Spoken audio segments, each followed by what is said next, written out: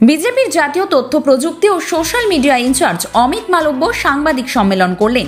এখানে উপস্থিত ছিলেন কুলটির বিধায়ক ডক্টর অজয় কুমার পোদ্দার। এছাড়াও উপস্থিত ছিলেন বিজেপি নেত্রী অগ্নিমিত্রা পাল, কৃষ্ণেন্দু মুখার্জি সহ অন্যান্য নেতৃত্ববৃন্দ। দেখুন আমাদের সেই প্রতিবেদন। ये जो बजट पश्चिम बंगाल की सरकार ने इस बार पेश किया है, ये ममता बनर्जी की सरकार का आखिरी बजट है। अगले साल चुनाव के बाद भारतीय जनता पार्टी की जो सरकार यहाँ बनेगी, वो यहाँ की स्थानीय इंडस्ट्रीज को रिवाइव करने के लिए पूरा एक एक्शन प्लान लेकर आएगी और केंद्र से जो सहायता उसके लिए लगेगी उसको इम्प्लीमेंट करने के लिए जो सहयोग लगेगा उस सभी चीजों को यहाँ मुहैया कराया जाएगा। ये जो इंडस्ट्रीज पश्चिम बंगाल में बंद हो रही हैं, ये चिंताजनक है। पिछले 5 साल में आंकड़ों के मुताबिक लगभग 4000 कंपनियां पश्चिम बंगाल छोड़कर जा चुकी हैं। लॉ एंड ऑर्डर की स्थिति यहां इतनी खराब है कि नया निवेश नहीं आ रहा है और इन सब चीजों के लिए जिम्मेदार यहां की स्थानीय सरकार है, ममता बनर्जी की सरकार है। आपकी चिंता बिल्कुल जायज है और इन सभी चिंताओं का समाधान तभी संभव है जब ममता बनर्जी की यहां से विदाई हो जाएगी और 2026 के चुनावों के बाद पश्चिम बंगाल को दोबारा उसकी जो ग्लोरी थी उस पर पहुंचाना भारतीय जनता पार्टी की सरकार का लक्ष्य होगा, उद्देश्य होगा।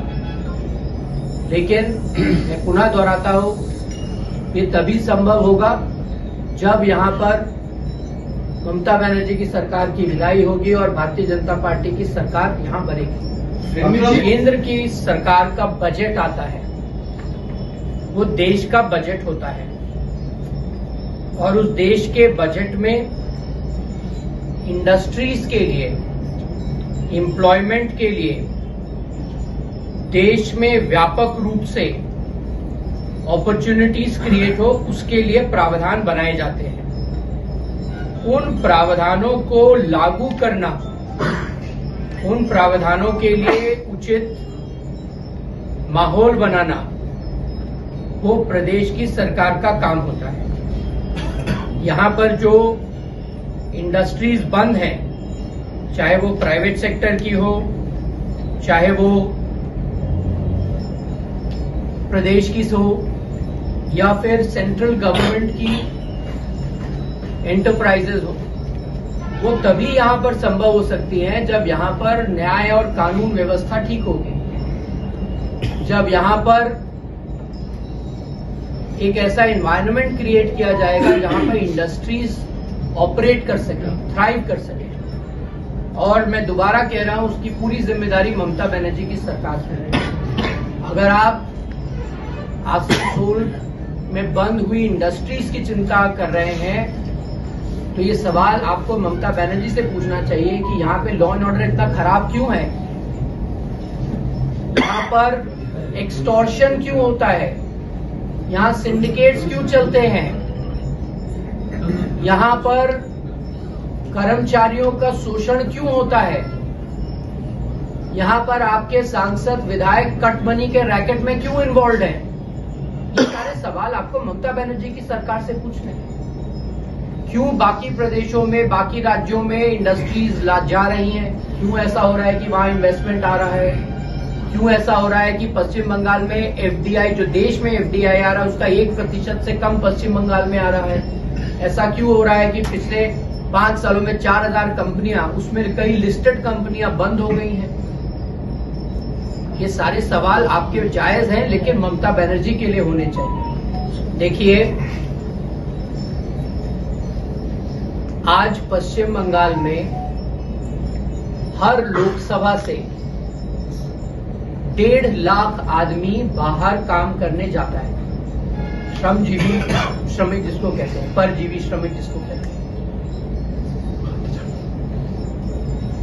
यही पश्चिम बंगाल में आपने लक्की भंडार की बात कही और इसी पश्चिम बंगाल में संदेश खाली भी होता है, आरजी कार जैसी घटना भी होती है। तो क्या महिला सम्मान को आप लक्की भंडार के नजरिए से देखेंगे या महिलाओं की अस्मिता के नजरिए से देखेंगे?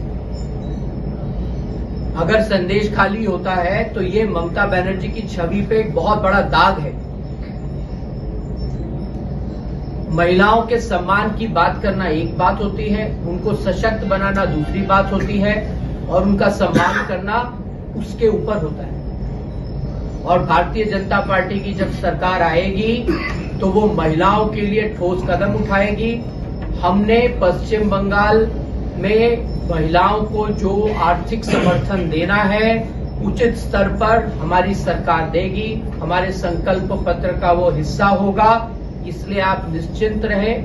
लेकिन महिला सम्मान के साथ हम कोई भी सौदा नहीं करेंगे, ये भी हम तय रूप से कह सकते हैं। আসানসোল থেকে 24 ঘন্টা লাইভের জন্য ওয়াসিম খানের report.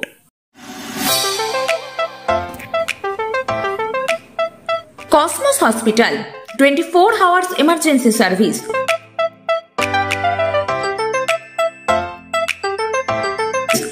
155 Purba Diganta, EM bypass, Santoshpur, Kolkata 75। Cosmos hospital, solutions you can trust.